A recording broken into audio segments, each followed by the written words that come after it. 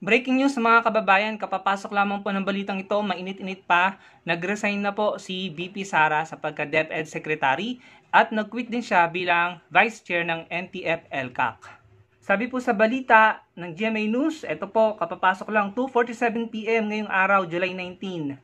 Sara Duterte quits as DepEd Chief. Vice President Sara Duterte on Wednesday quit as Secretary of the Department of Education and Vice Chairperson of NTF-ELCAC. Ayan po, pakitingnan nyo na lang po yung balita niya para sa detalye. Ano po? Sa ngayon mga kababayan, hindi ko pa po nakikita yung dahilan niya kung bakit siya nag-resign, ano? Pero sigurado ako malalaman po natin ang reason kung bakit po nag-resign sa DepEd si VP Sara.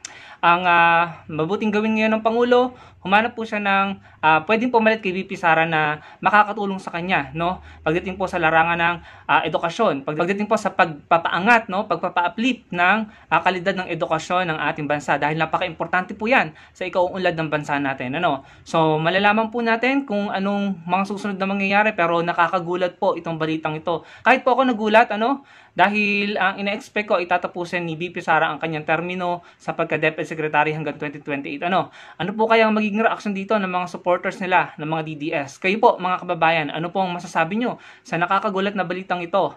Ilagay nyo lang sa comment section below. Tama po ba ang naging desisyon ni VP Sara? At sa palagay nyo, sino ang magandang kapalit po ni VP Sara bilang DepEd Secretary? Magkaroon po tayo ng discussion sa baba sa comment section at huwag nyo kalimutang i-like ang video at magkita-kita po tayo sa susunod kong video. Salamat po.